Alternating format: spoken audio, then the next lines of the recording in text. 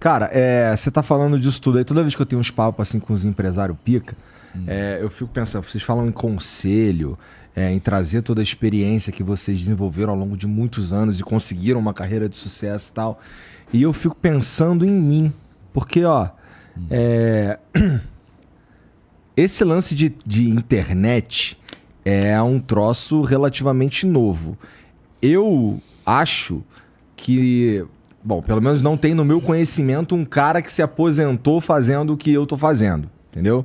O que eu quero dizer com isso? Que eu fico pensando se toda a expertise de caras como você, como os caras do Shark Tank, etc., me ajudariam, tá entendendo? Porque isso aqui é muito diferente, cara. Primeiro que a escala de tempo já é um pouco diferente na internet. Por exemplo, se eu tiver num bom momento... Primeiro que na internet as pessoas ou te amam ou te odeiam. Verdade. Dependendo do ciclo que você tá. E também tem o lance do tempo, que aqui as coisas parecem que acontecem mais rápido. Por exemplo, uma tendência na internet, ela pode nascer e morrer em meses. Ou às vezes menos, tá? Então, assim, a gente precisa saber se transformar e se modelar, cara, de acordo com que é relevante naquele momento ali. Eu me considero um cara muito bem sucedido em ter conseguido manter esse formato de programa que vai meio na contramão da tendência atual, que é uma tendência de vídeos curtos e tal. Tudo bem que a gente também produz conteúdo de vídeo curto pra cacete, inclusive. Mas o meu principal é um conteúdo que, pô, a gente fica aqui 1 hora, 2 horas, 3 horas, tem dia que fica 5 horas conversando com os outros. Então vai meio na contramão. E eu me sinto bastante feliz de conseguir fazer, não provar que isso daqui não era só uma tendênciazinha. Que o podcast ou o videocast ou o que quer que seja esse tipo de programa aqui ia nascer e ia morrer muito rapidamente. Nunca acreditei nisso, sempre soube que era uma parada que tinha bastante futuro, mas o meu ponto cara, eu fico pensando, cara, vamos lá, vamos formar um conselho aqui de uns empresários muito foda. Caralho, cara, eu acho que vocês conseguiriam me ajudar na parte, sei lá, cara, de fazer conta da coisa, porque o funcionamento da parada é diferente, por exemplo, de um planejamento estratégico de onde tu vai botar filial. Veja bem, primeiro você está de parabéns, né? Porque realmente o Flow é uma empresa de comunicação muito conhecida, graças ao seu trabalho da sua equipe, então estão de parabéns. Mas aqui você não pode esquecer que é uma empresa. E toda empresa tem que ter gestão. Porque o que você faz é diferente, mas por trás tem que ter gestão. Toda empresa tem que dar lucro, toda empresa tem colaboradores, né? A empresa tem que dar lucro, senão ela fecha. Então você tem que implementar um sistema de governança corporativa, porque governança corporativa nada mais é do que pessoas para ajudar você na gestão empresarial. Porque você começou pequeno, mas a empresa foi crescendo. Hoje é uma grande empresa e precisa de governança corporativa, precisa de gestão, precisa de liderança, precisa de compliance, né? O fato que você já teve alguns fatos aqui, alguns problemas que talvez se tivesse uma compliance por trás disso, talvez tivesse evitado, entendeu? Então são questões aí que tá, Janguier. Esse tipo de compliance aí só não se aplica ao que a gente está fazendo. Porque, se um dia alguém me pautar no que eu vou falar aqui, você pode ver, eu não tenho nenhum papel. Você me perguntou no começo, daí é o que a gente vai conversar. Você tinha perguntas aí. Não a gente... as coisas vêm. E assim, bom, falando claramente, o Monark, cara, ele era um cara que, porra, era totalmente sem rédeas. E assim, por mais que eu me comunique de uma forma muito mais cuidadosa, qualquer assunto pode ser debatido aqui. Então, é difícil, sabe? Esse complexo, tipo, não pode falar disso. Se um dia alguém falar pra mim, tu não pode falar disso, eu fecho isso aqui e vou embora. Vou dar aula de inglês de novo. Toda empresa tem que ter regras de compliance. Porque tem coisas que não se pode falar. Porque dá problemas. Então, tem regras de compliance. Toda empresa, pode ser essa sua empresa, pode ser uma faculdade, pode ser um restaurante, pode ser uma livraria, tem que ter regras de compliance. Então isso passa pela governança corporativa. E daí que você tem pessoas que já têm experiência na área de governança, na área de compliance. Compliance é apenas um exemplo da governança corporativa. Essas pessoas podem lhe auxiliar. Diz, que tal você criar o código tal, o estatuto tal, o código de ética, ou isso aqui, porque no seu programa, vocês sempre, quando for, tem que pensar que não pode tocar nesse assunto, porque esse assunto muito delicado pode causar problema. Estou dando apenas um exemplo, né? Então, claro que se você tivesse aqui um conselho, inicialmente consultivo, porque geralmente o conselho de administração é mais para empresas grandes, para SAs, por exemplo. Pessoas com experiência em áreas, em expertise diferentes. Uma na área de gestão, outra na área de finanças, outra na área de tecnologia, outra na área de comunicação, por exemplo, que você é da área de comunicação, você iria gerir essa empresa de uma forma muito mais eficiente e muito mais eficaz. Você teria mais lucros, né? E isso é o que a gente faz por conta da experiência que a gente adquiriu investindo em empresas há muito tempo, né? Cara, e é realmente assim o que você construiu assim, é realmente impressionante. Mas assim, no meu mundo aqui, cara, por exemplo, ó, aquilo que você falou, a gente começou pequeno, era um canalzinho de internet, e a gente, quando deu certo, a gente olhou para um cenário que não existia e decidimos criar um cenário, um lugar que fosse rico de pessoas assistindo e uma cena que principalmente atraísse uma grana, porque a gente podia ser o dono de um bolo pequeno ou o dono de uma fatia de um bolo gigante. Foi por esse caminho que a gente foi.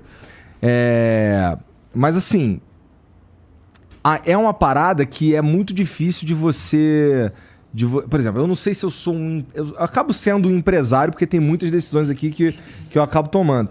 Mas uma das coisas que Deus jogou no meu colo, inclusive, foi a noção de que eu precisava de um cara e de pessoas, na verdade, que soubessem lidar com empresa. Que é isso que você falou mesmo, querendo ou não, uma empresa. Duas coisas que você tocou aí de extrema importância. Você disse, será que eu sou empresário? Em primeiro lugar, antes de ser empresário, você tem que ser empreendedor. E as pessoas pensam que empreender é só criar empresa. Não. Antes de criar empresa, empreendedorismo é atitude, é ação, é estado de espírito, é estilo de vida. Empreendedorismo é você transformar pensamentos em ação e sonhos em realidade. Quando você tem esse comportamento, tem essa ideia, tem essa mentalidade, você está empreendendo. E antes de empreender empresarialmente, antes de você criar uma empresa, você tem que empreender na sua vida, no seu CPF. Antes de empreender em CNPJs, empreenda no seu CPF. O que é empreender no CPF? É você acreditar em você, é você ter autoconfiança, é você ter autoestima, né, que pode fazer as coisas, como você tem. Então eu digo inicialmente que você já é um empreendedor da vida, porque você é um cara altamente autoconfiante, uma pessoa de autoestima, é uma pessoa que acredita em você. Eu vejo ao longo das suas entrevistas, dos seus podcasts, né? Quando você empreende na vida, fica muito fácil você criar negócios. Agora, geralmente todo negócio, ele é criado por um técnico que se mete a ser empreendedor e administrador ao mesmo tempo. Só que ele exerce a função dos três, o que é uma tragédia, né? Começa o técnico que era bom em comunicação, que criou uma empresa, que meteu-se a empreender e ao mesmo tempo está administrando a empresa. Para começar, ótimo, mas você vai ter que separar os papéis. Ou você deixa o papel de técnico e vai se dedicar a adquirir as características do empreendedor para realmente fazer o negócio funcionar, ou você permanece como técnico e vai atrás de um administrador e de sócios empreendedores para fazer o negócio crescer. Certo? Porque você não pode colocar na cabeça os três chapéus, você não pode ter as três funções. Para uma empresa sair da primeira fase, que é a fase infantil, para a fase da adolescência, e chegar à fase adulta, que é chamada de fase épica ou fase exponencial da empresa, né? Que é a fase de a empresa grande realmente, ela passa, essas três fases não é fácil.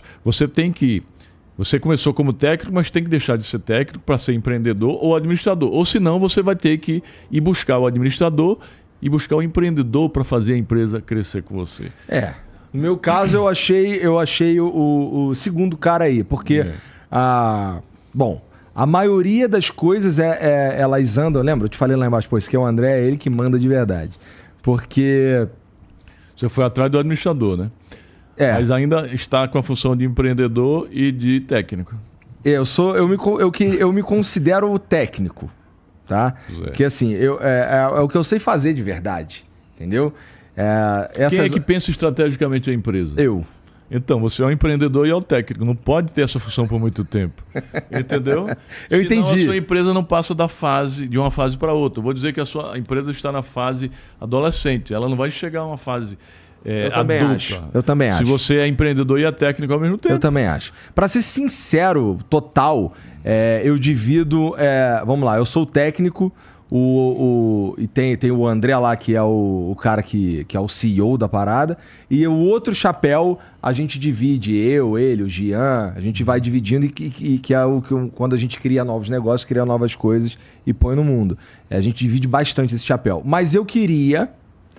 Meu sonho era usar só o chapéu do técnico. Esse é o meu sonho, cara. Então, que tal trazer um investidor, um sócio que possa pensar estrategicamente para o negócio? Eu já pensei, a gente já pensou nisso, a gente tem pensado nisso ao longo dos últimos meses aí. E você fica só no papel de técnico e acionista. Não pode ser um empreendedor que pensa estrategicamente. Porque a pessoa da administração você já tem, que é o gestor, que vai pensar operacionalmente. Né? E você é o técnico, e um dos melhores técnicos do Brasil na sua área. Na minha área, eu ouso dizer que eu sou mais ou menos. Então, vamos dizer, o melhor, né? Para não dizer um dos melhores, para não dizer o melhor, para não ser, né? Mas, e agora? Será que você é o melhor empreendedor também? É difícil ser o melhor em tudo, né? Muito difícil. Muito difícil, assim. Inclusive, é altamente provável que você não seja o melhor em tudo. Essa que é a verdade, essa é a verdade dolorida. Ninguém é. Você é bom em alguma coisa. E para ser bom em alguma coisa, é importante que você descubra realmente quais são os seus talentos, né? Porque é o talento que diz o que você é bom. E o talento vem dos seus dons. Você já descobriu qual é o seu dom, os seus dons? Eu acho que sim.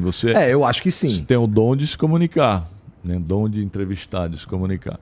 Porque quando a gente descobre o dom da gente, os talentos da gente, então é bom que a gente enverede aquele caminho, né? Porque você gosta de fazer aquilo. Você é bom o que me realiza, fazer né? aquilo. Pois é. E eu falo muito disso nesse livro aqui que eu trouxe de presente para você, ó, O Código Secreto da Riqueza. 12 chaves que lhe trarão sucesso, prosperidade e riqueza financeira. Que eu, inclusive, do livro eu criei um método, né? Uma imersão de 3 dias. Só já que você me deu um presente, então eu vou te dar. Muito obrigado. E o outro, quando vier outro presente... Falar nisso, já era pra eu ter te dado, esqueci, pô. Toma aqui, ó. Aí, já que veio outro presente aqui, então toma o segundo presente. Seja um fodido obstinado. Jamais um ousado essa capa. Fodido vitimizado. Fodido obstinado com óbvio, que é um guerreiro, né? É aquela pessoa que se pauta pelos princípios dos guerreiros. E um deles é o que diz o seguinte: se você só estiver disposto a fazer o que é fácil, que é tranquilo, sua vida será difícil, de insucesso, de improsperidade e de pobreza financeira. Mas se você estiver disposto a realizar o que não é fácil, o que é difícil, por exemplo, sua vida poderá ser fácil, de sucesso, de prosperidade e de riqueza financeira. Então seja um fodido com O, obstinado, e não um fodido vitimizado. Fodido vitimizado com U é aquele coitadinho, né? Aquele vitimizado, aquele sem sorte, que diz que não tem sorte.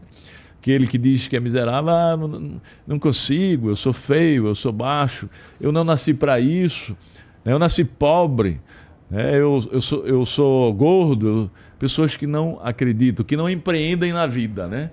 Que não empreendem na vida. Então eu trato disso esse é o 30º livro meu. 30º? E esse é o 29º. Nossa! E, pô, eu fico pensando aqui nessa fotinha da capa